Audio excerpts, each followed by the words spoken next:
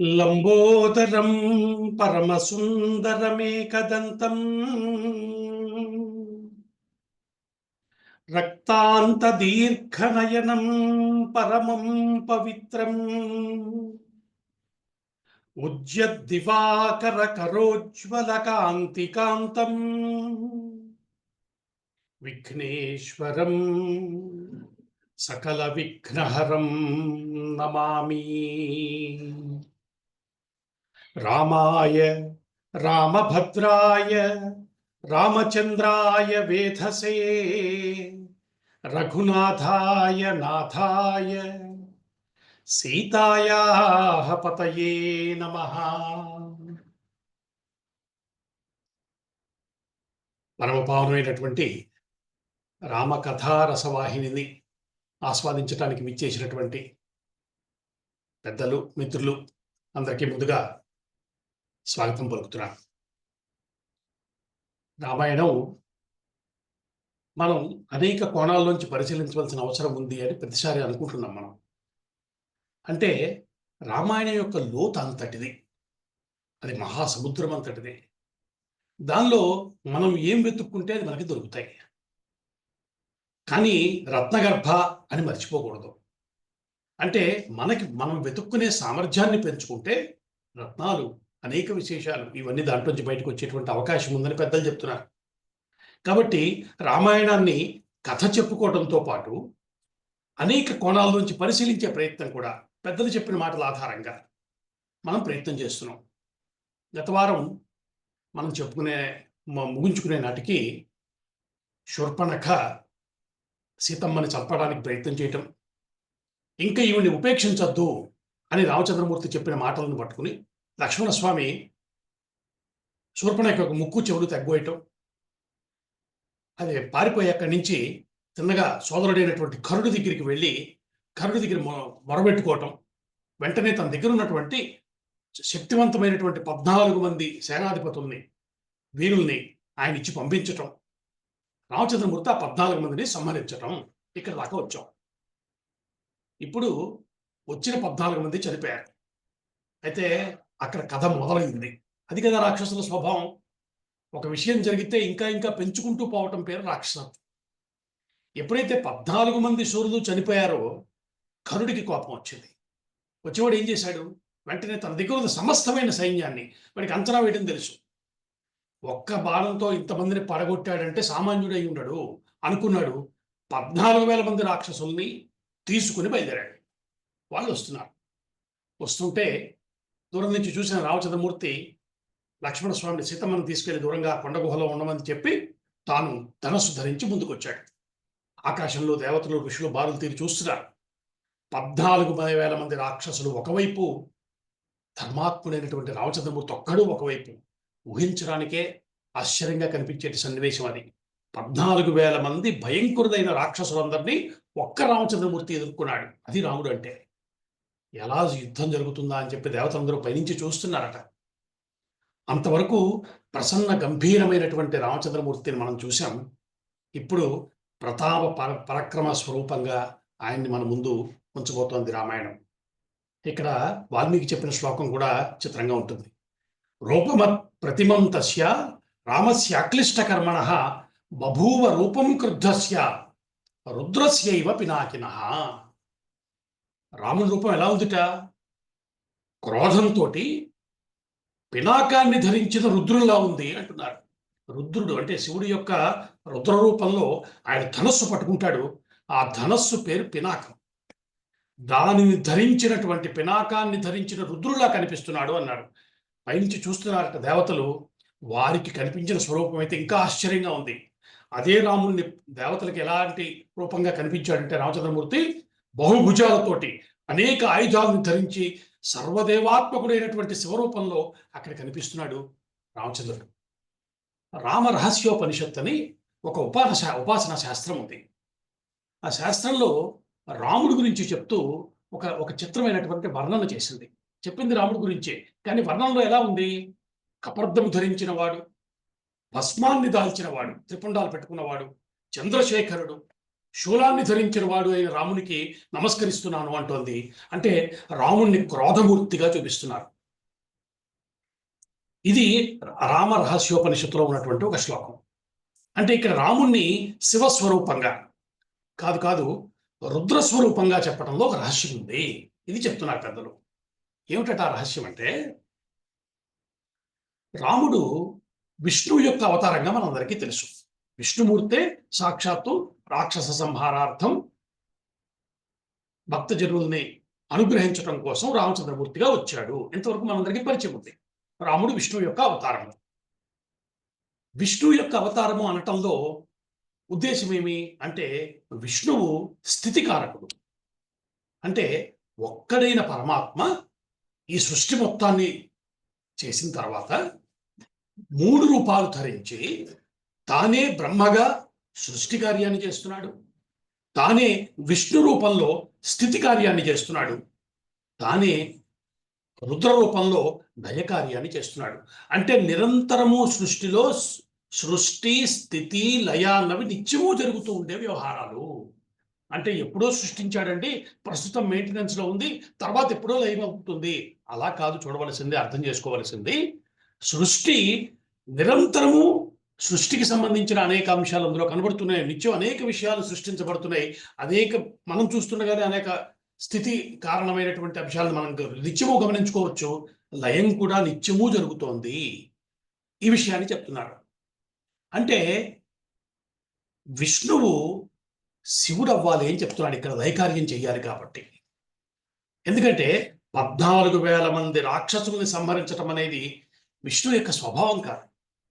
ఆయన ఏదో ఎలాంటి కార్యాలు చేస్తాడంటే, ఒక అవతారం తీసుకుంటాడు, ఒక రాక్షసుడికి బుద్ధి చెప్పే ప్రయత్నం చేస్తాడు, చివరికి చస్తే తప్ప బాగుపడకపోతే వాడు చంపుతాడు. ఇంతవరకే ప్రధానంగా ఆయన పని స్థితి చేయటం. కానీ ఇక్కడ అది కాదు. ఇప్పుడు రాముడు ధనస్సు ధరించి 14,000 మంది మహాభయంకరులైన రాక్షసులను చంపైపోయారు.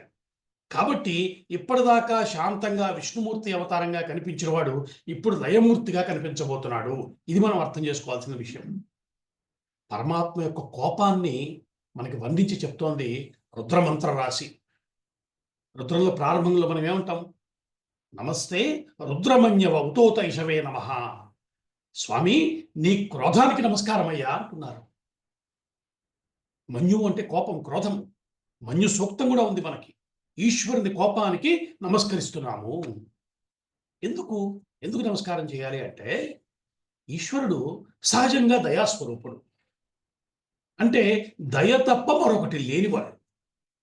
ఆయన పూర్ణ కరుణాస్వరూపుడు ఆయన. అయితే ఆయన తన క్రోధాన్ని ఆయుధంగా వాడగలడు. ఎప్పుడైతే రాక్షసుల్ని బాగు చేయాలని అనుకుంటాడో అప్పుడు ఆ అస్త్రాన్ని వాడతాడు, క్రోధాన్ని వాడతాడట.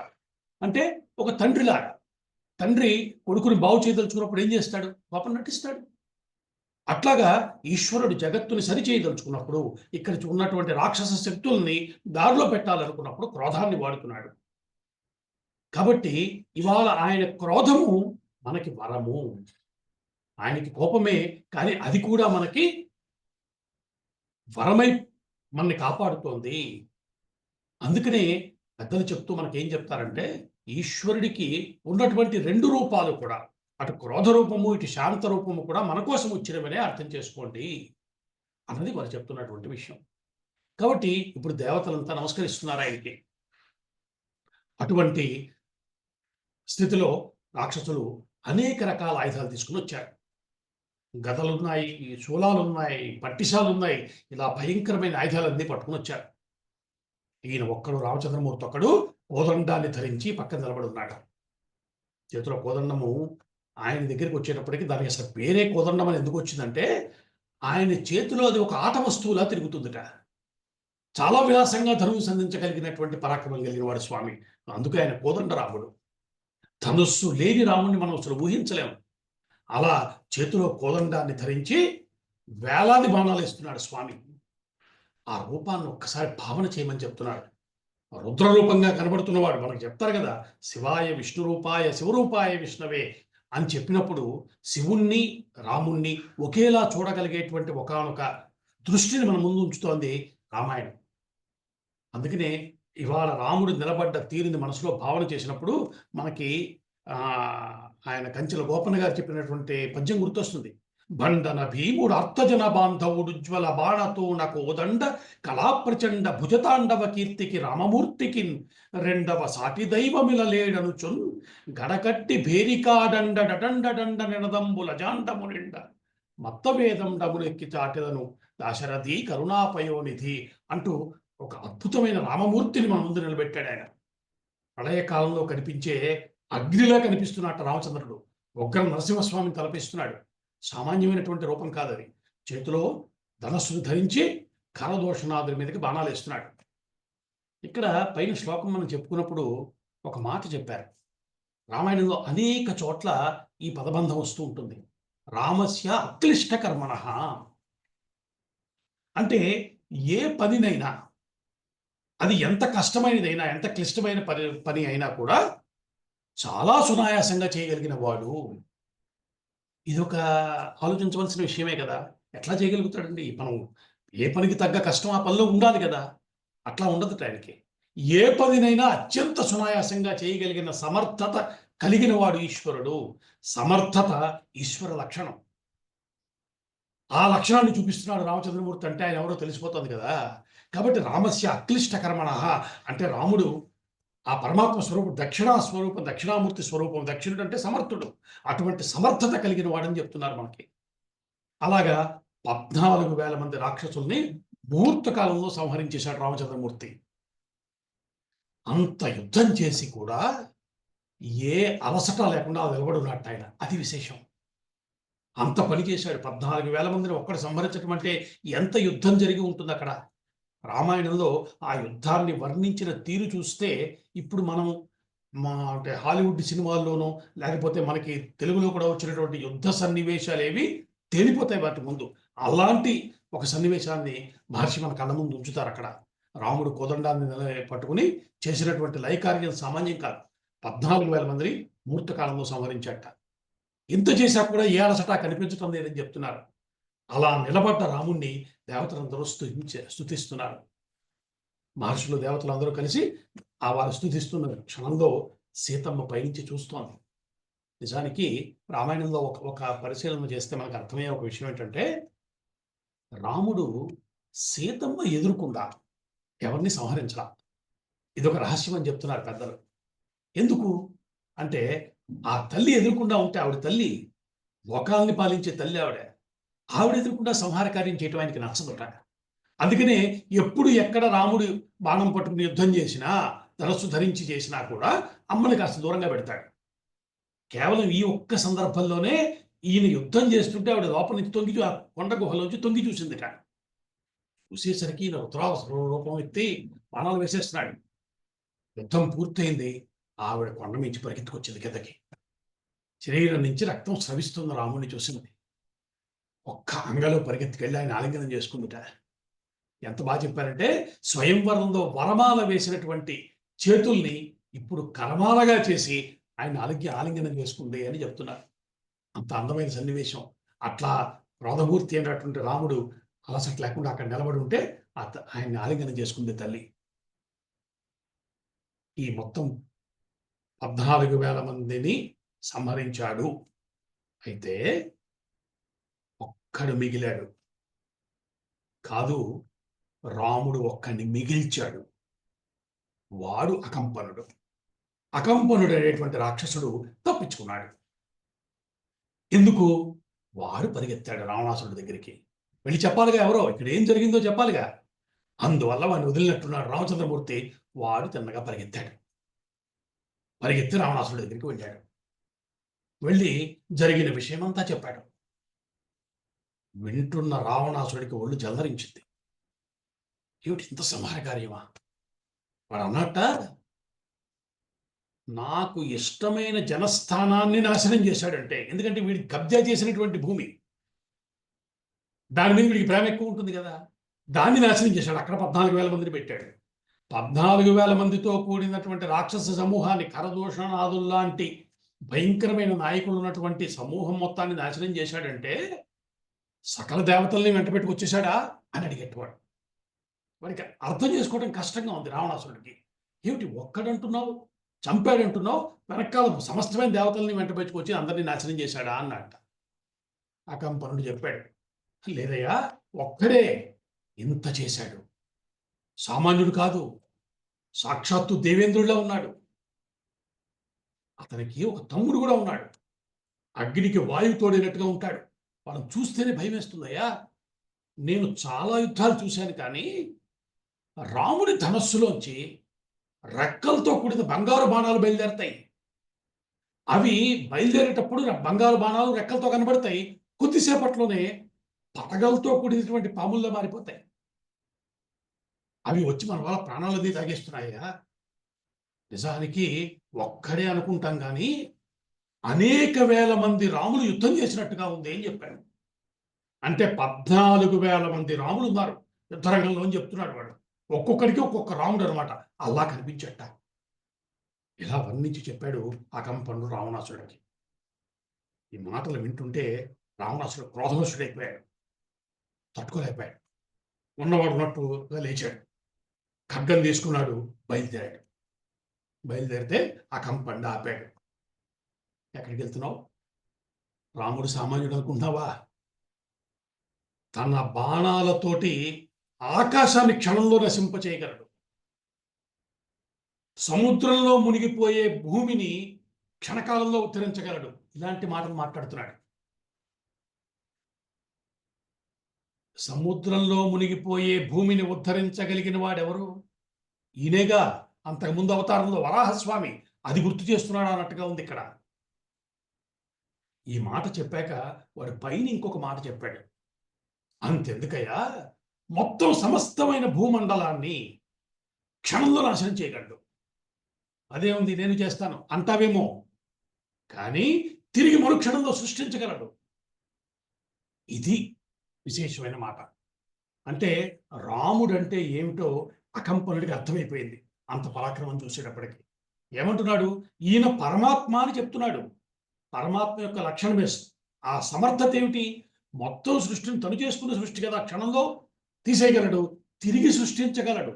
తీసేయటానికి ఏముంది, ఎవరన్నా చేయొచ్చు, కానీ తిరిగి సృష్టించటము పరమాత్మకి మాత్రమే సాధ్యము. కాబట్టి జాగ్రత్త. అలాంటి వాడు నీకోసమే దిగొచ్చాడేమో. ఒక్కటి చెప్తా చూడు, యుద్ధంలో నువ్వు అతన్ని జయించలేవు, ఇది నిశ్చయం అంటున్నాడు అకంపనుడు. వింటున్నాడు రావణాసుడి మాటలని. ఇంత చెప్పాక అకంపనుడు ఒక ఉపాయం చెప్తా నీకు అంటున్నాడు. అని అంటాడు, నేను నీకు ఉపాయం చెప్తా, జాగ్రత్తగా విను. ఆ రాముని భార్య అద్భుతమైనటువంటి అందగత్తె. ఆమెకి సాటి అయిన వారు దేవతల్లో కానీ ఏ లోకంలో మరెక్కడా కానీ ఎక్కడా లేరు. ఆవిడ ఒక్క చూపు చూస్తే చాలు 1,000,000 కోట్ల మన్మధుడు కనిపిస్తాడు. నువ్వేం చేయాలంటే ఆవిడ్ని అపహరించు. ఆవిడ్ని అపహరిస్తే రాముడి నుంచి ఆవిడ్ని దూరం చేసేస్తే రాముడు నిలవలేడు. ఆవిడ పక్కన లేకపోతే ఆయన అశక్తుడే అంటున్నాడు. చూడండి, అకంపనుడు చెప్తున్న మాటల్లో లోతుందని చెప్తున్నారు పెద్దలు. అద్భుతమైనటువంటి అంశాలను మనకు అందించారు వ్యాఖ్యానకారులు. ఏమంటున్నాడు? సీతమ్మ పక్కన లేకపోతే రామచంద్రుడు అశక్తుడా? నిజమా? అంటే అదే కదయ్యా పరమాత్మ తత్వం అని చెప్పారు. పరమాత్మ యొక్క లక్షణమే అది.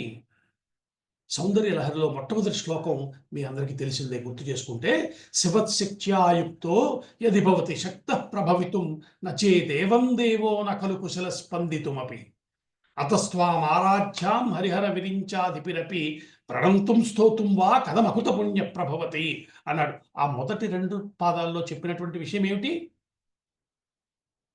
శక్తితో కలిసి ఉన్నప్పుడు శివుడు విశ్వాన్ని సృష్టించగల సమర్థుడు. ఆమె పక్కన లేకపోతే దేన్ని కదిలించలేడు. ఇది ఆ మొదటి 2 శ్లోకాలకి, ఆ మొదటి 2 పాదాలకి ఉన్నటువంటి అర్థం. ఆమె పక్కన లేకపోతే దేన్ని కదిలించలేట. కాదు, కదిలించలేడు కాదు, కదిలించడు. ఎందుకంటే ఆయనకి ఏది పట్టదు. స్థాణువు, చలనం లేనివాడు అలా ఉంటాడు. తను చేసిన సృష్టిని అలా చూస్తూ ఉంటాడు, సర్వసాక్షిగా ఉంటాడు. శివానంద లహరిలో శంకరులు అద్భుతంగా చెప్పారు. ఒక పక్కన సృష్టి అంతా కూడా లయమైపోతున్న స్థితి ఒకటి ఉంటుందయ్యా. అటువంటి భయంకరమైన స్థితిలో కూడా ఈశ్వర కదలకుండా అలా ఎలా ఉంటావు నువ్వు? తస్య దేవగణం త్రసన్ మునిగణం నశ్యత్ ప్రపంచం లయం పశ్యన్ నిర్భయ ఏక ఏవ విహరత్యానంద సాంద్రో భవాన్ అన్నారు శంకర్లు. అలాంటి ఒక భయానకమైన లయస్థితికి ఈ మొత్తం ప్రపంచమంతా లోనైపోతుంటే జగత్తంతా ఏ నిర్వికారంగా అలా చూస్తుంటావయ్యా నువ్వు అని స్తుతించారు. అంటే దీన్ని ఆలోచించిన కొద్దీ పరమాత్మ యొక్క స్వరూపం ఏమిటో మనకు తెలుస్తుంది. ఇప్పుడు అకంపనుడు చెప్పిన మాటల్లో ఉన్న లోతు ఏమిటంటే, ఇప్పుడు సీతారాములు అనుకుంటున్నావు, కాదు కాదు, వాళ్ళు జగన్మాతా పితరదు. ఆమె పక్కనున్నంత కాలం ఆయన అన్నింటికీ పూనుకుంటాడు. ఆమెని పక్క నుంచి దూరం చేసేయి, ఆయన ఏం పట్టించుకోడు అనే మాట అర్థంలో చెప్పాడు. అంటే ఈ అర్థం అకంపనుడికి తెలుసన్నాడా? కాదు, వెతికి పట్టుకోవాల్సిన పూచి మనది. ఎక్కడెక్కడ ఎవరు మాట్లాడినా ఈశ్వర తత్వము ఎట్లా ప్రకాశిస్తుందో పట్టుకునేటువంటి స్వభావం మనలో ఉండాలని పెద్దలు చెప్తున్నారు. ఈ వ్యాఖ్యానాన్ని మనకు అందించిన పెద్దలందరూ చెప్పినటువంటి విశేషం అదే. కంపనుడు అన్న మాటల్లో కూడా చూడండి పరమేశ్వర తత్వం ఎలా ప్రకాశించిందో. అది జీవలక్షణం అన్నమాట. దాన్ని వెతికి చూపిస్తున్నారు మనకి. కాబట్టి ఈ మాటలన్నీ విన్నాడు. విన్నాక ఇంక వీడికి తిన్నగా రాముడి దగ్గరికి వెళ్ళి ధైర్యం సరిపోలా. మాటలు బాగా ఎక్కాయి బుర్రకి. ఎందుకంటే ఆయన చేసిన యుద్ధము, ఈ విశేషాలు పోసగుచ్చినట్టు చెప్పాడు. ఇదంతా విన్నాక వీడి బుద్ధి మారిపోయింది. వీడు రాక్షసుడు, అది గుర్తుపెట్టుకోవాలి మనం. ఎందుకు ఈ మాట చెప్తున్నానంటే, రావణుడు అంటే మనకి తెలిసిన సినిమా రావణుడు ఉంటాడు, మహావీరుడు, పెద్ద గదబెట్టుకు తిరిగేవాడు, ఇలాంటి భావనలన్నీ ఉంటాయి. ఏమీ లేదు. ఇక్కడ చూడండి, మీరు జాగ్రత్తగా గమనించండి. రావణుడి యొక్క డొల్లతనం బయటపడిపోతుంది. వీడు ఏం చేశాడు రావణాసుడు? ఇప్పుడు ఇంక తినగా అక్కడికి వెళ్ళటం మానేసి మారీచుడి దగ్గరికి వెళ్ళాడు. మారీచుడు ఎవరు? వీడి స్నేహితుడు అని చెప్పుకుంటాడు రావణాసురుడు. ఇక్కడ దైత్యంగా మారీచుడి దగ్గరికి వెళ్ళి వీడు మాట్లాడటం మొదలుపెట్టాడు. ముందు రాముడి ప్రతాపం అంతా చెప్పాడు. ఎందుకంటే అకంపనుడు చెప్పినవన్నీ విన్నాడుగా. ఇవన్నీ అక్కడ మారీచుడికి చెప్పాడు. రాముడట ఇంతవాడట అంతవాడట 14,000 మందిని చంపాట. ఈ మాటలు ముందు చెప్పాడు. అంతవరకు చెప్పి ఇక అక్కడి నుంచి మళ్ళీ స్వత్కర్ష వస్తుందిగా.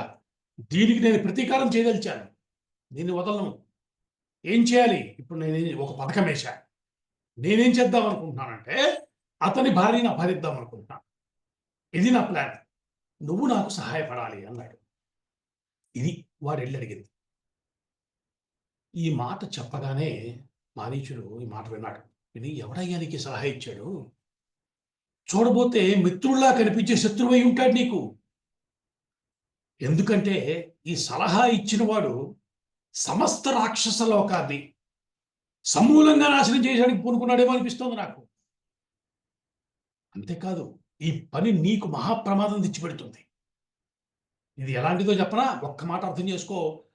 ఒక మహాసర్పం నోట్లో చెయ్యి పెట్టి కోరలు పెకటానికి ప్రయత్నించడం లాంటిది. రాముడంటే నరసింహుడు. జోలికెళ్లకు. నిద్రించే ఆ సింహాన్ని లేపటానికి ప్రయత్నించకు. ఇంటికి వెళ్ళిపో. హాయిగా సుఖంగా బతుకు. నీకు వచ్చే నష్టమే ఉంది. ఇప్పుడు నీకు హాయిగా రాజ్యం ఉంది, భార్యలు ఉన్నారు, హాయిగా సుఖించు, వెనక్కి వెళ్ళిపో అని చెప్పాడు. ఇవి చెప్పగానే ఏ కలనం ఉన్నాడో రావణాసురుడు తిరిగి తన ప్రయత్నాన్ని విరమించుకుని లంకానగరానికి వెళ్ళిపోయాడు. రావణుడు తిరిగి వెళ్ళిపోయాడు. అయితే కథ అక్కడ ఆగల. ఇప్పుడు శూర్పణఖ మళ్ళీ రావణాసుడి దగ్గరికి వెళ్ళింది. వెళ్ళి నిష్ఠురాలట్ట మొదలుపెట్టింది. నువ్వేం రాజువయ్యా? రాజుకు ఉండవలసిన లక్షణాలు ఏవి నీ దగ్గర లేవు. నీకు సరి అయిన చారులు ఉన్నట్టుగా నాకు అనిపించట్లేదు. నీకు ముంచుకొస్తున్న ప్రమాదాన్ని గుర్తించలేని స్థితిలో ఉన్నావు. ఎందుకో చెప్తావి. రాముడు ఋషులకు అభయం ఇచ్చి వచ్చాడు. వచ్చానని చెప్పాడు మాకు. నేను ఇక్కడ ఉన్న ఋషులందరికీ అభయం ఇచ్చాను, దండకారణ్యాన్ని క్షేమకరంగా మార్చేస్తానని చెప్పాడు. నేను వాళ్ళకి ప్రామిస్ చేసి వచ్చానని చెప్పాడు. అంటే నీకు అర్థం కావటం లేదా? ఇప్పుడు అంత పని చేసి చూపించాడు అక్కడ. ఇంక నువ్వు ఉపేక్షించటం తగదు. రాముడు ఇంకా సమయం ఇచ్చి నువ్వు వదిలేసావా, ఏం చేస్తాడో ఊహించలేము. ఇంకా సీతమ్మ గురించి అంటావా, అలాంటి స్త్రీ ఏ లోకంలోనూ కనిపించదు. మళ్ళీ అదే చెప్పింది. దానికి లోపల నుంచి వచ్చిన అసూయ సామాన్యం కాదు, స్త్రీపరమైనటువంటి అసూయ కూడా ఉంది. దాంతో సీతమ్మ గురించి అనేక విషయాలు చెప్పింది. ఆవిడ ఇలా ఉంటుంది, అలా ఉంటుంది, ఇంత సౌందర్యవతి, అవన్నీ విషయాలు చెప్పింది. వీడికి మొదటి విషయాలన్నీ సరిగ్గా ఎక్కలేదు, కానీ సీత గురించి విన్నాక వీడు మళ్ళీ బయలుదేరాడు. ఇది వీడి స్వభావం. బయలుదేరి మళ్ళీ మారీచుడి దగ్గరికి వెళ్ళాడు. వీడు మళ్ళీ రావడం చూశాడు ఆయన. ఓహో, ఏదో మూడుతున్నట్టుంది అనుకున్నాడు. స్వాగతం చెప్పాడు, కూర్చోబెట్టాడు. ఇక్కడ రావణుడు మారీచుడు మాట్లాడుకున్న సంభాషణ జాగ్రత్తగా వింటే, ఇవాళ రాముడికి వ్యతిరేకంగా చెప్తున్న వాళ్ళందరూ ఎలా మాట్లాడతారో అవే మాట్లాడతారు. నిజానికి రావణుడు ఇప్పటిదాకా రాముడిని చూసింది లేదు కదా. రాముడిని ఇంతవరకు చూడాల. ఆయన గురించి తెలుసుకున్నది వాళ్ళు చెప్తే వీళ్ళు చెప్తే తెలిసింది విన్నాడు. అంటే వీడు మాట్లాడుతున్న మాటలన్నీ ఏమిటి? రాముడంటే ఏమిటో స్టడీ చెయ్యని వాళ్ళు, రాముడంటే తెలియని వాళ్ళు మాట్లాడే మాటలన్నీ చూడండి. ఇప్పుడు మీకు టాలీ అవుతాయి. బయట వాళ్ళు రాముడిని చేస్తున్న విమర్శలు ఇలాగే ఉంటాయి.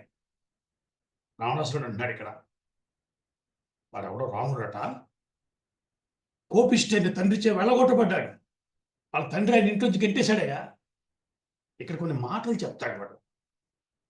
రాముడు దుశ్శీల, కర్కశ, మూర్ఖ, తీక్ష్ణ, లుబ్ధ, ఇలాంటి మాటలని చెప్పాడు. ఉదాహరణగా చదివాడు. నీకు తెలుసా, రాముడు ఏ శత్రుత్వం లేకుండా నా చెల్లిని శిక్షించాడు. ఇది వాడు అన్నమాట. నిజమా? శత్రుత్వం లేకపోవటం ఏమిటి? వాళ్ళతోన వాళ్ళు ఉంటే వారి జోలికి వెళ్ళింది ఎవరు? వెళ్ళి వాళ్ళని చంపబోయింది. సీతమ్మని చంపబోతేనేగా శిక్షించాడు. ఆ మాట చెప్పడం లేదు. ఇలాంటి వాడిని మనం హీరో అనుకుంటున్నాం. అది సమస్య మంది.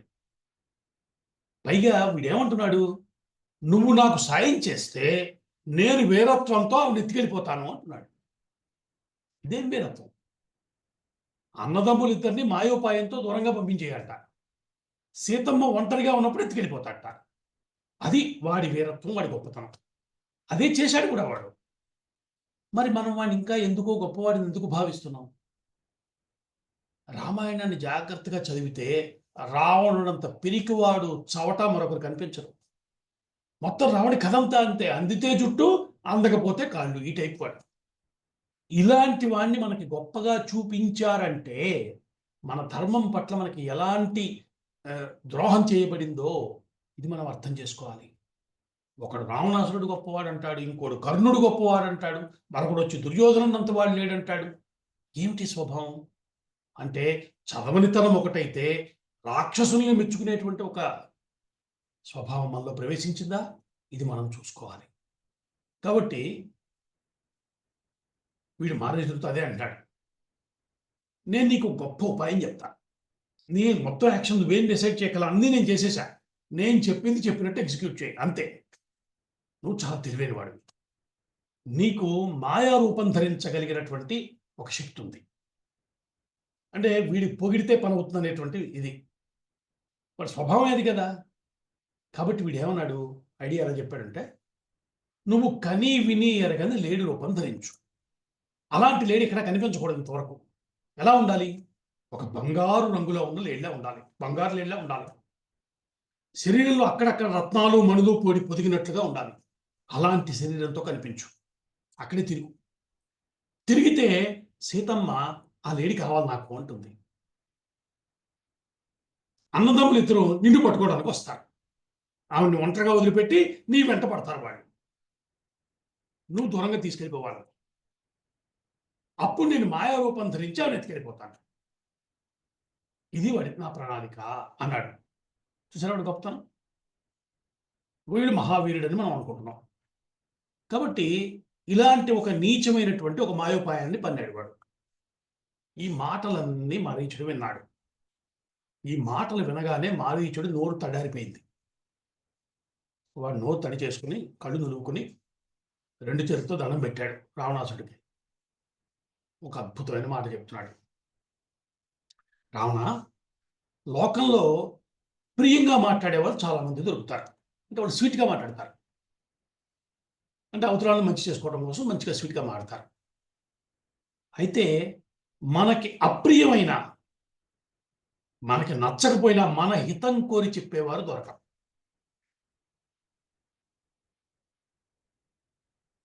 అయితే లోకంలో హితం చెప్పేవారు దొరకరు అంటారు, చెప్తే వినేవారు కూడా దొరకరు. వక్త శ్రోతాచ దుర్లభః. చూడండి, ఇదే కదా ఇప్పుడు పరిస్థితి.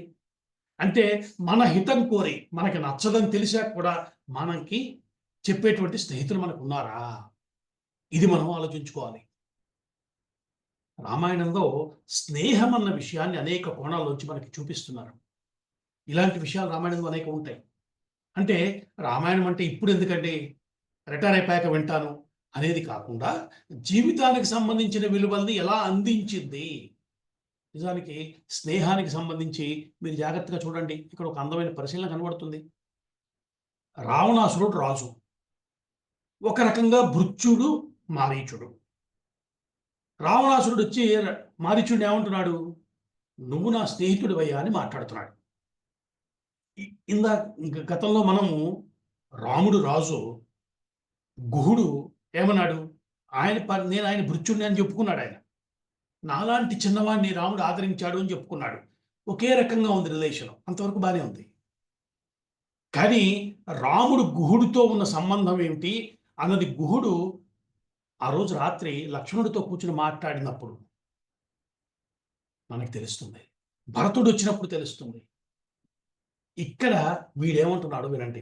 వీళ్ళిద్దరి మధ్య కథ వినండి. అంటే స్నేహం అన్నది ఎంత జాగ్రత్తగా సంపాదించుకోవాల్సిన విషయమో జీవితంలో ఆలోచించాలి. ఈరోజు సమాజంలో మనకి మంచి స్నేహితులు దొరుకుతారా అంటే ముందు మనం మంచి స్నేహితులమా ఇది గమనించాలంటున్నాడు రామచంద్రమూర్తి. రాముడికి మంచి స్నేహితులు దొరికారు అనే దానికన్నా రాముడు మంచి స్నేహితుడుగా ఉన్నాడు. అందుకే పెద్దలు చెప్తారుగా, రాముడు మంచి స్నేహితుడు, రాముడు మంచి కుమారుడు, రాముడు మంచి సోదరుడు, రాముడు మంచి శత్రువు. ఎందుకు చెప్తున్నారు ఈ మాట అంటే ముందు నా ఎలిజిబిలిటీ ఏమిటి? నా భార్య నాతో చాలా బాగా ఉండాలి, నా పిల్లలు నాతో చాలా బాగా ఉండాలి, ఇలా అన్ని ఎక్స్పెక్టేషన్లు పెడుతున్నాం. బాగుంది. కానీ ముందు నేనెలా ఉన్నాను? నేను మంచి స్నేహితుడిగా ఉన్నానా? మంచి స్నేహం మీద మనం టైంని ఇన్వెస్ట్ చేయాలి. ఇవాళ మన సమస్య ఏంటి? దేనికి టైం లేదు అంటున్నాం. మనం పెద్దవాళ్ళు చెప్పిన మాటలు జాగ్రత్తగా వింటే స్నేహం అనేది ఎంత అందంగా చేయాలో చెప్తున్నారు. మనకి సుభాషితాల్లో ఒక అందమైన శ్లోకం ఉంది. స్నేహితులంటే ఎలా ఉండాలి? పాపాన్ నివారయతి, యోజయతే హితాయాః, గుహ్యం నిగూహతి, గుణాన్ ప్రకటీకరోతి, ఆపద్గతంచ నజహాతి, దదాతి కాలే, సన్మిత్ర లక్షణమిదం ప్రవదంతి సంతః. ఇలా చెప్తున్నారు. పాపాన్ నివారయతి, మనం ఏదైనా తప్పు చేయబోతుంటే ఆపేవాడు, అది స్నేహితుడంటే. యోజయతే హితాయాః, అంటే మన మంచిని ప్లాన్ చేసేవాడు, మనకి మంచి జరగాలని కోరుకునేవాడు, దానికి తగ్గ సలహా ఇచ్చేవాడు, దానికి సహకరించేవాడు. గుహ్యం నిగూహతి, మనకి సంబంధించినటువంటి రహస్యం ఏదైనా ఉంటే దాచేవాడు. నలుగురిలో చెప్తారు కదా, మన మంచిని నలుగురిలో చెప్పాలి, మన చెడుది మనకే చెప్పాలి అంటుంటాం కదా. ఇలాంటి మాటలు మనం స్నేహితులుగా అలా ఉన్నామా? గుణాన్ ప్రకటీకరోతి, మా వాడికి ఎంత మంచి గుణం ఉందో తెలుసా అని చెప్పాలట. ఆ గుణాలు ప్రకటించే ఒక లక్షణం ఉండాలి. చూడండి, జాగ్రత్తగా ఆలోచించండి. పాపాన్ నివారయతి, యోజయతే హితాయాః, గుహ్యం నిగూహతి, గుణాన్ ప్రకటీకరోతి, ఆపద్గతంచ న జహాతి. కష్టకాలం వస్తే వదిలిపెట్టకూడదు. కష్టకాలం వచ్చినప్పుడు తనంతట తానుగా తన దగ్గరికి రావాలి. సన్మిత్ర లక్షణమిదం ప్రవదంతి సంతః. పెద్దలు చెప్తున్నారయ్యా, ఇది మంచి మిత్రుడి యొక్క లక్షణం అని చెప్తున్నారు. అంటే మన ధర్మం పట్ల మనం మనకి అవగాహన ఉండి మన పిల్లలకి కనుక ఈ విషయాలు చెప్పినట్టయితే మంచి స్నేహాలను సంపాదించుకుంటారు వాళ్ళు. నాకు టైం లేదు అంటున్న యువతరానికి ఇవన్నీ వాళ్ళు టైం ఇన్వెస్ట్ చేసి సంపాదించుకోవాల్సి అని మనం చెప్పాలి కదా. ఇక్కడ రావణాసురుడుకి మారీచుడికి జరిగిన సంభాషణలో జరిగింది అదే. ముందు స్నేహితుడు అన్నాడు, అన్నాక వాడికి ఈ ప్లాన్ చెప్పాడు. చెప్తే ఈయన అన్నాడు, కొంప మునిగిపోతుంది ఇలాంటి పని చేస్తే అంటూ కొన్ని మాటలు చెప్పాడు. ఇక్కడ రావణ, నువ్వు రాముడి గురించి సరిగ్గా తెలుసుకోలేకపోతున్నావు. రాముడు అంటే ఏమిటో నేను చెప్తాను అంటూ రాముడు ఇందాక రావణాసురుడు తిట్టాడు కదా రాముణ్ణి, ఆ ప్రతి తిట్టుకి సమాధానం చెప్పాడు. రాముడు మహావీరుడు, గుణాల్లో ఉన్నతుడు. ఇప్పుడు నువ్వు చెప్తున్న మాటలు నాకన్నీ, నువ్వు చెప్పిన పథకాలు ఇవన్నీ వింటుంటే రాక్షసులకు సుఖంగా ఉండే రోజులు అయిపోయాయేమో అనిపిస్తోంది అన్నాడు. ఆ మాట నాగల పై మాట చెప్పాడు, అసలు మొత్తం భూమంతా రాక్షస రహితంగా అయిపోతుందేమో. ఎందుకంటే నువ్వు రాముడికి కోపం వచ్చే పని చేస్తున్నావు. ఆయనకు కోపం వస్తే మొత్తం భూమిని అంతం చేసేగల సమర్థుడు. అసలు నీకు ఈ బుద్ధి ఎందుకు పుట్టిందో నాకు తెలియటం లేదయ్యా. నీ జీవితం అంతమైపోవడానికి ఇలాంటి బుద్ధి పుట్టిందేమో అనిపిస్తోంది. నీలాంటి వాడిని రాజుగా పొందిన వాళ్ళు నాశనం కాకేమవుతారు అని ఏ భయం లేకుండా చెప్పేస్తున్నాడు మారీచుడు. అక్కడ ఆగల. నీలాంటి కామమోహితుడు, దుశ్శీలుడు ఆయన రాజు తాను నాశనం అవుతాడు, తన వారిని నాశనం చేసేస్తాడు. చూడు, ఎందుకు ఆయన జోలికి వెళ్తావు? పైగా ఏమన్నావు? తండ్రి చేత వెళ్ళగొట్టపడన్నావా? శుద్ధాబద్ధం. తండ్రి సత్యాన్ని కాపాడటానికి అడవులకు వచ్చాట ఆయన. ఇందాక నువ్వు చెప్పిన మాటలన్నీ అసత్యాలు. మహావీరుడు ఆయన. మీరు చూడండి, ఇక్కడ రాముడి గురించి మారీచుడు చెప్పిన మాటలు వింటే చాలదండి. శత్రువైన వాడు అలా చెప్పాడంటే తెలుస్తుంది కదా రాముడి గురించి. ఒకలా చెప్పాలంటే మారీచుడు రామభక్తుడిలా మాట్లాడుతున్నాడేమో అనిపిస్తుంది. అది చిత్రం. అనిపించటం కాదు, ఇక్కడ మాట చెప్పేశాడు. ఒక మాట అంటాడు, మనం 10 కాలాలు గుర్తుపెట్టుకోవాల్సిన మాట అన్నాడు. రామో విగ్రహవాన్ ధర్మ సాధు సత్యపరాక్రమ రాజా సర్వస్య లోకస్య దేవానాం భగవానివా. ఇంత గొప్ప మాట చెప్పినవాడు ఇంకో లేడండి రాముడి గురించి. రాముడంటే మూర్తి భవించిన ధర్మము. ఈ మాట రామో విగ్రహవాన్ ధర్మ గుర్తుపెట్టేసుకోమన్నారు అంతే పెద్దలు. రాముడు ధర్మము చేశాడు కాదు కాదు, రాముడు చేసినది ధర్మము. ఏమిటిది? తీర్మానము, తీర్పు, రూల్. మీకు నాకు అర్థం కాదు. ఒకవేళ రాముడు ఇలా ఎందుకు చేశాడండి అని ఎవరన్నా అడిగి తెలుసుకోవాలి తప్ప, రాముడు అధర్మం చేశాడండి ఇక్కడ అనేటువంటి సాహసం చెయ్యొద్దు. ఎవరు చెప్తున్నారు? మారీచుడు చెప్తున్నాడు. మనకెందుకు అర్థం కావటం లేదు అంటే, మనలో రాక్షస స్వభావం తొలగిపోతే ధర్మం అంటే ఏమిటో తెలిసేటువంటి స్థితి వస్తుంది. రాముడంటే మూర్తి భవించిన ధర్మమయ, సాధువు, సత్పురుషుడు, వ్యర్థం కాని పరాక్రమం కలిగిన వాడు. ఆయన పరాక్రమం ఎంతటిది? దానికి ఎప్పుడూ ఓటమి లేదు, వ్యర్థమవదు. సర్వలోకాలకి రాజు అయ్యా ఆయన.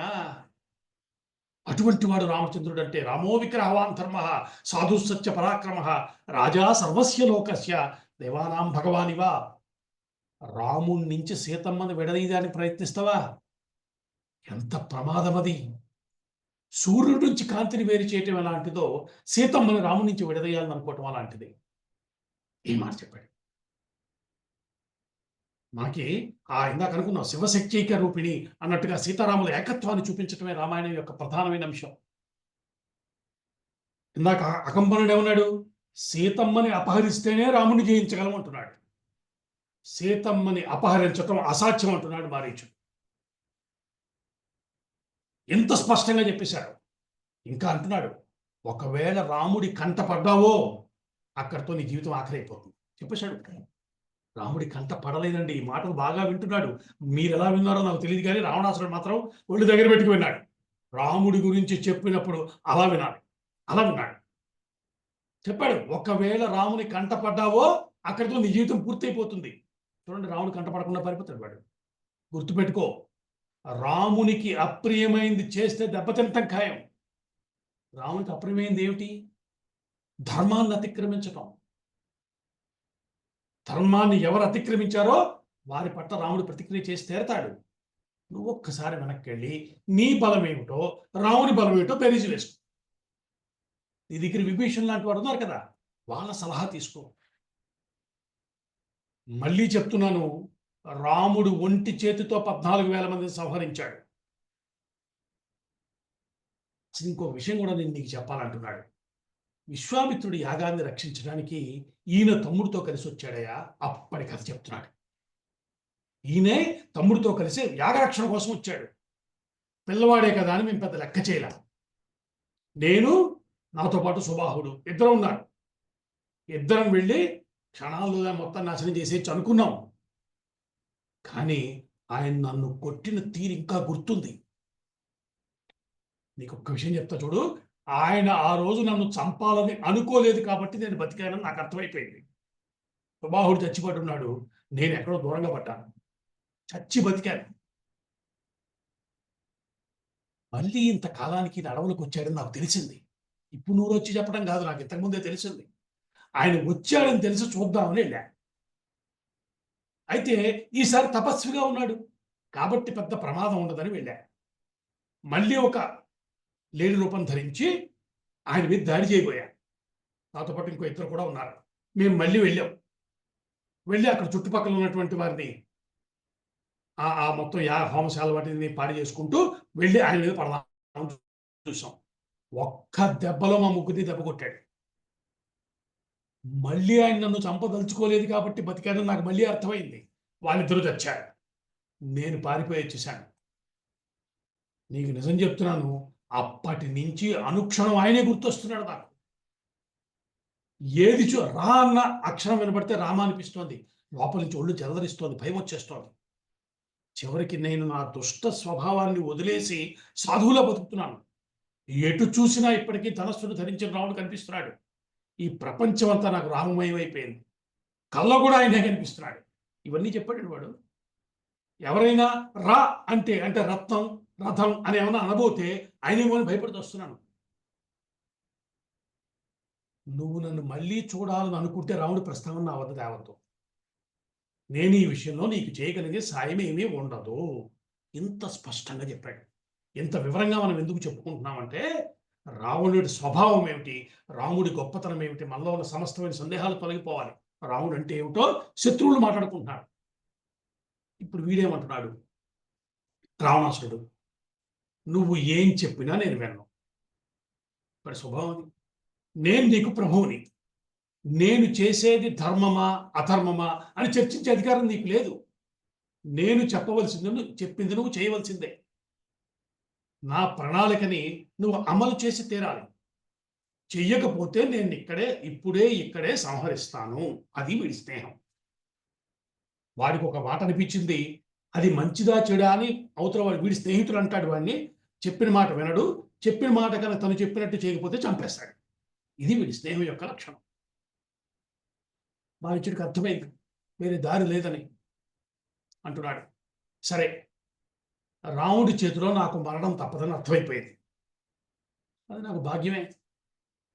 కానీ గుర్తుపెట్టుకో, నా తర్వాత ఆయన దృష్టి నీ మీదే ఉంటుంది. సీతమ్మని తెచ్చావో చావుని వెంట తెచ్చుకున్నట్టే అని చెప్పాడు. మనకి బుర్రకెక్కలా. రావణుడు తన రథం తెచ్చాడు, మారీచుడిని ఎక్కించుకున్నాడు, పంచవటికి దగ్గరగా వెళ్ళాడు. అక్కడ మారీచుడిని దింపేశాడు, దూరంగా వెళ్ళిపోయాడు. నిజానికి వీడి ఇంత రాముడి గురించి విన్నాడే, ఒక్కసారి రాముడిని చూద్దామని అనిపించలా. ఇది చిత్రమైన విషయం. ఎందుకు? రాముణ్ణి చూస్తే ఏమైపోతుడో. కానీ రాముణ్ణి చూసే ప్రయత్నం చేయలా, దింపేశాడు. తన మానం తాను వెళ్ళిపోయాడు, దూరంగా వెళ్ళి దాక్కున్నాడు. వాడి భయం అంతా రాముడి దృష్టి తన మీద పడకూడదు, రాముడు కనిపించకూడదు. వాడి ధైర్యం అది. వెళ్ళిపోయాడు. మారీచుడిని అక్కడ దింపేశాడు. రాక్షస స్వభావం ఇలా ఉంటుంది. ఇప్పుడు మారీచుడు ఒక చక్కని లేడి రూపం ధరించి అక్కడ తిరగడం మొదలుపెట్టాడు. సీతమ్మ కంట పట్టం కోసం తిరుగుతున్నాడు వాడు. అక్కడ ఉన్న లేళ్ల గుంపులో దూరుదామని ప్రయత్నించాడు. కానీ అవన్నీ వీడిని గుర్తుపట్టినట్టుగా దూరంగా జరిగిపోయాయి లేళ్ళన్నీ. వీడు అలాగే మొత్తం మీద తప్పించుకుని సీతమ్మ కంట పడేలా తిరిగాడు. సీతమ్మ చూసింది. ఈ లేడిని చూసి ఎలుగెత్తి రామలక్ష్మణుని పిలిచింది. ఈ లేడిని చూపించి ఎంత బాగుందో అంది. చూసారా ఎంత అందంగా ఉందో, ఇలాంటి లేడి మన దగ్గర ఉంటే బాగుంటుంది అంటుంది. అంటే వెంటనే లక్ష్మణుడు గుర్తుపట్టేశాడు. ఆయన చెప్పాడు, వీడు మాయామృగం, మారీచుడు వీడి పేరు, వీడిలా వేషం మార్చి తిరుగుతూ ఉంటాడు, గతంలో మన దగ్గరికి వచ్చాడు, దెబ్బతిన్నాడు అని చెప్పాడు లక్ష్మణుడు. సీతమ్మ ఆ మాటలను విన్నట్టుగా ఇంత అందమైన లేడీ మన దగ్గర ఉంటే ఎంత బాగుంటుంది, మనతో పాటు అయోధ్యకి తీసుకెళ్ళిపోదాం, రాజమందిరంలో ఉన్న మన వాళ్ళందరూ చూస్తారు, అందరూ సంతోషిస్తారు, ఇలాంటి లేడి నాకు కావాలి అంది ఆ తల్లి. ఇద్దరు మాటలు విన్నాడు రామచంద్రమూర్తి. చెప్తున్నాడు, ఇద్దరు మాటలు విన్నాను. మామూలు లేడీ అయితే సీత కోసం దాన్ని తీసుకొచ్చేస్తాను. లక్ష్మణ, ఒకవేళ నువ్వు చెప్పినట్టు రాక్షసుడే అయితే హతమార్చొస్తా. కాబట్టి నేను వచ్చే వరకు సీతను కాపాడుతూ ఉండు. ఆవిడ నన్ను అడిగింది, నేను తెచ్చిపెట్టడం నా ధర్మం, నేను వెళ్తాను అన్నాడు. రాముడు బయలుదేరాడు. భార్య అడిగిన కోరిక తీర్చాలి ఆయన. చిన్న విషయము, ఒక లేడి పిల్లని అడిగింది, వెళ్తున్నాడు, తీసుకురావడానికి బయలుదేరాడు. మహావీరుడు ఆయన ధనస్సు ధరించి బయలుదేరాడు. రాముడు లేడిని వెంటాడుతూ వెళ్తున్నాడు. తిప్పింది, పరిగెత్తించింది, బోడు దూరం తిరిగింది. రాముడు దాన్ని ఎలాగైనా పట్టుకుందామని చూశాడు, కుదరలేదు. అది తప్పించుకు పారిపోతున్న స్థితిలో రాముడు బాణం వేశాడు. ఆ బాణానికి కూలి మరణించాడు మారీచుడు. అయితే మరణించే క్షణంలో హా సీత, హా లక్ష్మణ అని రాముడి గొంతుతో అరిచే ప్రయత్నం చేసి చనిపోయాడు. రాముని గొంతు అంత సులభంగా వాడికి వస్తుందండి? ప్రయత్నం చేశాడు, వాడి ప్రయత్నం వాడు చేశాడు. కానీ ఎంత ఫలించిందో మనకి తెలియదు. కానీ రాముడు గ్రహించాడు జరిగే విషయాన్ని. తన గొంతుతోటి హా సీత, హా లక్ష్మణ అంది. వెంటనే వెనక్కి తిరిగాడు, పంచవటి వైపు వేగంగా బయలుదేరాడు. అయితే అక్కడ సీతమ్మ ఈ మాటలు వింది. ఆందోళనతో లక్ష్మణుణ్ణి, లక్ష్మణ, వెంటనే వెళ్ళు, మీ అన్నగారి స్థితి ఏమిటో చూడు, నాకు చాలా ఆందోళనగా ఉంది అంది. అయితే లక్ష్మణుడు ఆ గొంతు గుర్తుపట్టేశాడు. అమ్మా, ఇది అన్నగారి గొంతు కాదు, ఆయనకేమీ కాదు, ఇప్పుడు నిన్ను వదిలి వెళ్ళటం క్షేమం కాదు. ఈ మూడే మాటలు చెప్పాడు ఆయన. అది అన్నగారి గొంతు కాదు, ఆయనకేమీ కాదు, ఇప్పుడు నేను నిన్ను వదిలి వెళ్ళటం క్షేమం కాదు అన్నాడు. అనేటప్పటికీ సీతమ్మ కోపం వచ్చేసింది. విపరీతమైన కోపం తెచ్చుకుని లక్ష్మణుని నిందించటం మొదలుపెట్టింది. నిజానికి ఆ తల్లి అప్పుడు అన్న మాటలు వింటే లక్ష్మణుని సంగతి ఏమో కానీ మనమే విని భరించలేము. నా పట్ల లోభంతో నువ్వు మనస్సులో దురుద్దేశం పెట్టుకు ఇలా మాట్లాడుతున్నావు. అసలు ఇలాంటి ఉద్దేశంతోనే మాతో అడవుల్లోకి వచ్చావేమో అనిపిస్తోంది అంది. అని అక్కడితో ఆగల. ఇప్పుడు నువ్వు వెళ్ళకపోతే నేను నా ప్రాణాలను ఇక్కడే త్యజిస్తాను అంది. ఇక్కడ సీతమ్మ వారి ప్రవర్తన కొంచెం పరిశీలించాలి మనం. ఇది స్త్రీకి సహజ లక్షణం. భర్త ఆపదలో ఉన్నాడని మనస్సుకి అనిపించింది అనుకోండి, తెలిసింది, మనసుకి ఎక్కడో సూచన అందింది, భర్త ఆపదలో ఉన్నాడని అనిపించింది, ఇంకా ఆ తరువాత ఏ స్త్రీకైనా ఇంక విచక్షణ అనేది ఉండటం కష్టం. ఎలాగైనా భర్తను కాపాడుకోవాలి, ఇదే ఆలోచన ఉంటుంది. కానీ అక్కడున్న లక్ష్మణుడు స్థితప్రజ్ఞుడు. ఆయన కేవలం తన బేలతనంతో మాట్లాడితే ఆయన వెళ్ళాడు. చెప్పాడుగా ఆల్రెడీ, ఏం పర్వాలేదు, నాకు తెలుసు, నువ్వేం ఆందోళన పడకు, నేను చెప్తున్నా కదా అంటున్నాడు. ఆలస్యం చేసే అవకాశం లేదు. అక్కడ ఏమైందో భర్తకనే బెంగ. ఏం చేయాలి? అప్పటికప్పుడు ఆవిడకి ఏమనిపించింది, ఏ మాటలు మాట్లాడితే ఆయన అక్కడి నుంచి వెళ్ళిపోతాడో ఆ మాటలే అంది. ఇది అర్థం చేసుకోవాల్సినటువంటి అంశం. తర్వాత రామాయణంలో ఎక్కడ ఆవిడకున్న ఆ భావన లేనే లేదు మనసులో. ఇది స్త్రీకి ఉండేటువంటి ఒకానొక సహజమైన భర్త పట్ల ఉన్న ప్రేమ అటువంటిది, అట్లా ఉంటుంది. భర్తకి పిల్లలకి ఏమన్నా అయ్యిందంటే ఏ స్త్రీ తట్టుకోగలదండి? కాబట్టి ఇక్కడ అమ్మ మాట్లాడిన మాటల యొక్క అర్థం అట్లా తీసుకోవాలి. ఆవిడ అనుకున్నట్టుగానే లక్ష్మణుడు చెప్తున్నాడు, అమ్మా, రాముని శక్తి నీకు తెలియంది కాదు, నువ్వు దుఃఖంలో ఉండి మాట్లాడుతున్నావు, నువ్వు నాకు పూజ్యురాలివి, నీతో ఏం చెప్పాలో నాకు తెలియటం లేదమ్మా, నీ మాటలు నీ వనదేవతలందరూ సాక్షులుగా వింటున్నారు, నీకు క్షేమం కలుగునుగాక. నాకేవో అపశకునాలు కనిపిస్తున్నాయి తల్లి, నా మాట విను, ఈ వనదేవతని రక్షించాలి.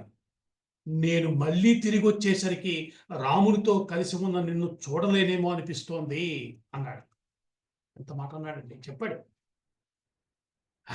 వెళ్ళా తల్లి భోరుమని విలిపించడం మొదలుపెట్టింది. గుండెలు బాధకు నేడుస్తూ కొలబడిపోయింది. ఈ సన్నివేశం చూసి తట్టుకోలేపాడు లక్ష్మణుడు. ఏం చేయగలడు? చేయగలిగింది లేక మౌనం వహించి ఆమెకు నమస్కారం చేసి రాముడు ఉన్న చోటికి వెతుక్కుంటూ బయలుదేరాడు. లక్ష్మణుడు అక్కడి నుంచి బయలుదేరిన క్షణంలో అక్కడికి పరివ్రాజక రూపంలో, అంటే ఒక సన్యాసి, ఓ భిక్షుక రూపంలో ప్రవేశించాడు దుర్మార్గుడైనటువంటి రావణాసురుడు. ఎలా వస్తున్నాడు వాడు? వేద మంత్రాలు చదువుతున్నాడు. వాడు పండితుడు, వేదం చదువుకున్నవాడు. వాడు ఘన అన్న ఒక సాంప్రదాయాన్ని పెట్టినవాడే వాడని పెద్దలు చెప్తున్నారు. ఇక్కడ మహర్షి ఒక మాట అన్నాడు, గడ్డి కప్పిన బావిలా ఉన్నట్టు వాడు. బావి కనిపించకుండా పైన గడ్డి పెడతారు, ఎందుకంటే జంతువులు అందులో పడితే వాళ్ళు పట్టుకోవటం కోసం అని. అట్లా ఉన్నాడు వాడు, అంత ఊబిలా ఉన్నాడు, పైకి కనిపించట్లా. వచ్చాడు లోపలికి, సీతమ్మని చూశాడు. వాడు ఆవిడని చూస్తూనే స్తోత్రం మొదలుపెట్టాడు. లక్ష్మమ్మ నువ్వు అప్సరసవా? ఎవరమ్మా నువ్వు?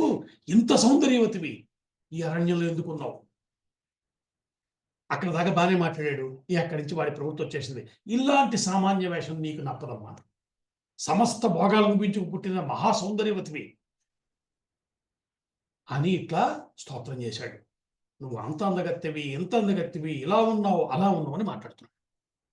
అయితే అప్పటికే తల్లి ఆందోళనలో ఉంది.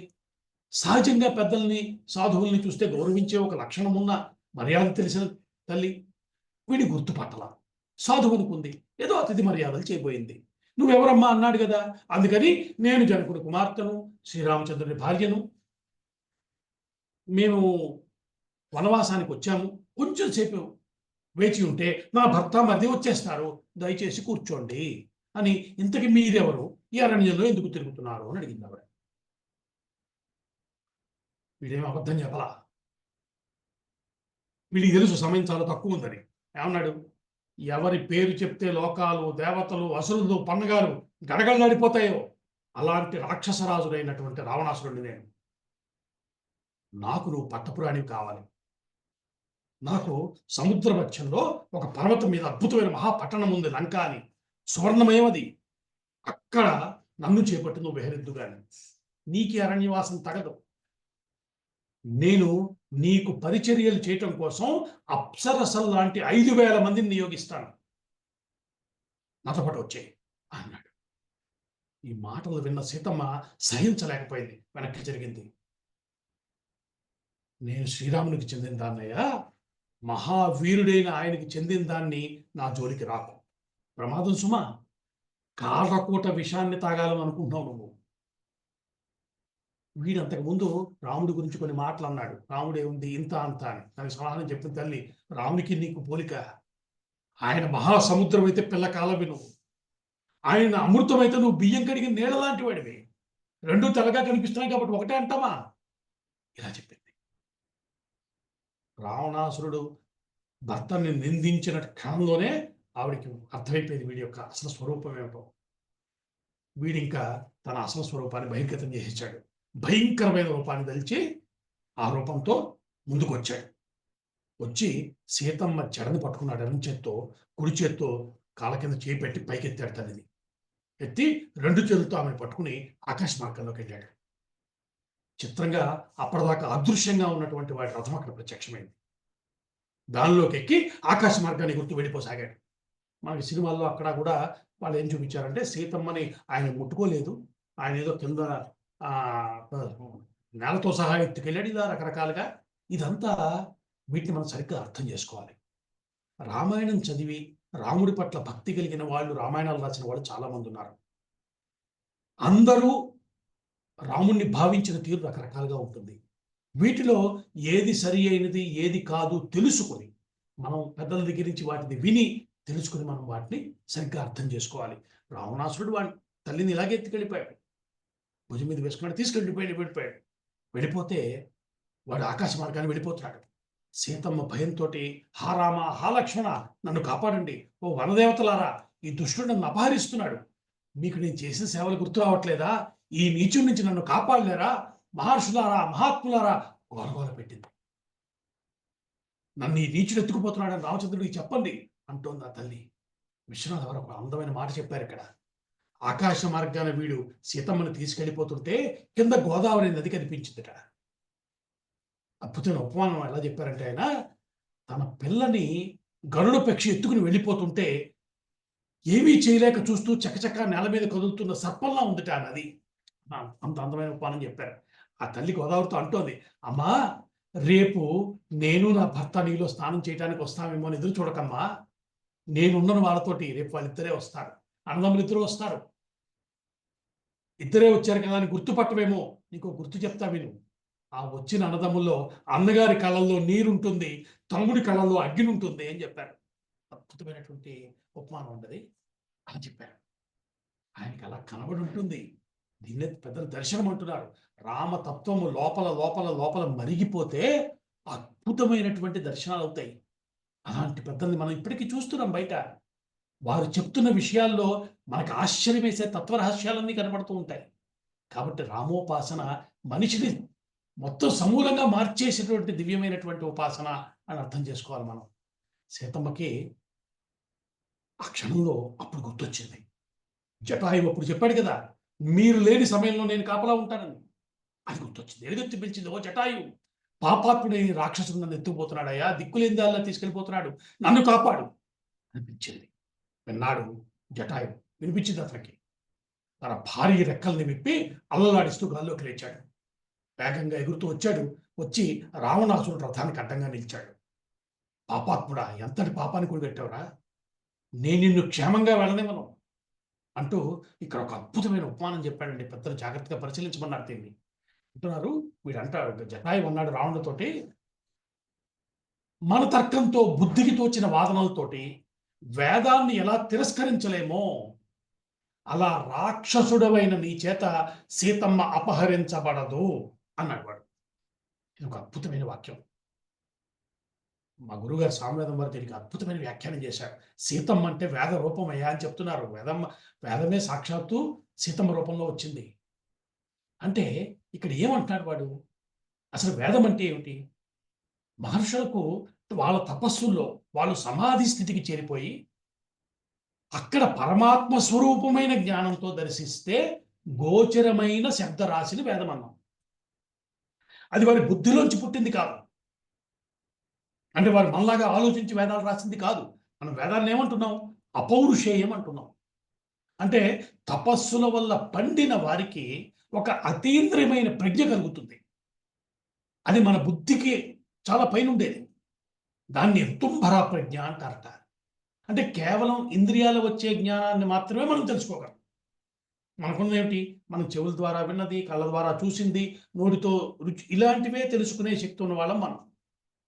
ఈ ఇంద్రియాలకి అతీంద్రంగా ఉన్నటువంటివి, అతీతంగా ఉన్నటువంటి ఒక ప్రజ్ఞ ఉంటుంది. అది ఎలా వస్తుంది? తపస్సుల ద్వారా వస్తుందని చెప్తున్నారు. ఇది ఒక టెక్నాలజీకి సంబంధించిన విషయంగా అర్థం చేసుకోవాలి. తపస్సు అనేది మనిషి యొక్క తన ఉన్న స్థితి నుంచి ఉన్నత స్థితికి తీసుకెళ్ళిపోయే ఒక ప్రక్రియ. ఆ స్థితికి చేరిన వాడు దర్శిస్తాడు. అలా వాళ్ళకి గోచరమైన సత్యాల సమాహారం పేరు వేదం. దాన్ని రోజు మారిపోయే బుద్ధులు మనవి. చిన్నప్పుడు ఉన్నప్పుడు ఏదున్నట్టుగా ఇప్పుడు లేము, నిన్న ఉన్నట్టుగా ఇవాళ లేము. ఇంత అస్థిరమైన బుద్ధులు కలిగిన మనం ఎలాగ దాన్ని అర్థం చేసుకుంటాం? కాబట్టి వేదాలను వ్యాఖ్యానించటము, వేదాలంటే ఇలా ఉన్నాయి, అలా ఉన్నాయని చెప్పటం చాలా ప్రమాదం. ఆ మాటే చెప్తున్నాడు ఇక్కడ. నిజానికి సంస్కృతం తెలిస్తే వేదం తెలుస్తుందా? తెలీదు. సంస్కృతం తెలిస్తే, భాష తెలిస్తే కొన్ని పదాలకు కొన్ని అర్థాలు తెలుస్తాయేమో, అంతవరకే. వేదాలకి అర్థం చెప్పలేము. మనకి ఉదాహరణకి అన్నములు, గోవులు ఇలాంటి మాటలు ఉన్నాయి. ఈ అన్నములు, గోవులు అన్న మనకి తెలిసిన అన్నములు అంటే మనం తినే అన్నము, గోవులు అంటే ఆవులు, ఇలా కానీ కాదు. అన్నములు అంటే మన ఇంద్రియాల ద్వారా మనం గ్రహించే సమస్త విషయాల్ని అన్నములు అని చెప్తోంది వేదము.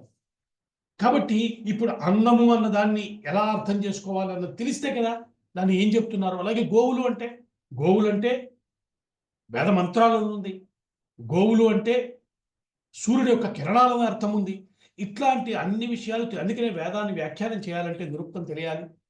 అంతేకాదు అసలు దానికి ఒక ప్రత్యేకమైనటువంటి దృష్టికోణము, తపస్సు ఉండాలి అని చెప్తున్నారు పెద్దలు.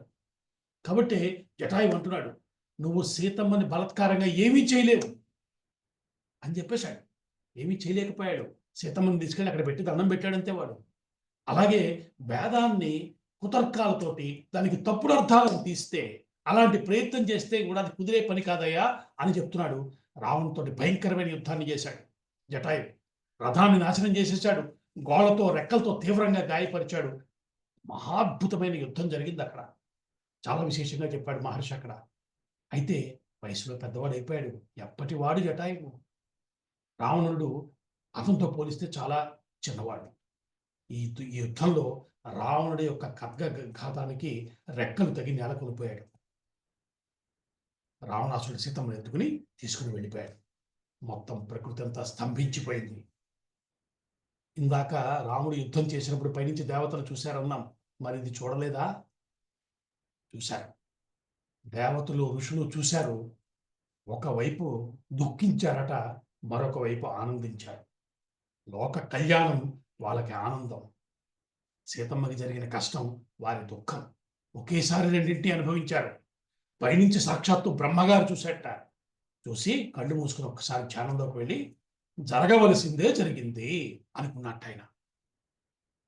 అట్లా సీతమ్మని ఎత్తుకుని వాడు ఆకాశ మార్గాన్ని తీసుకెళ్ళిపోతున్నాడు.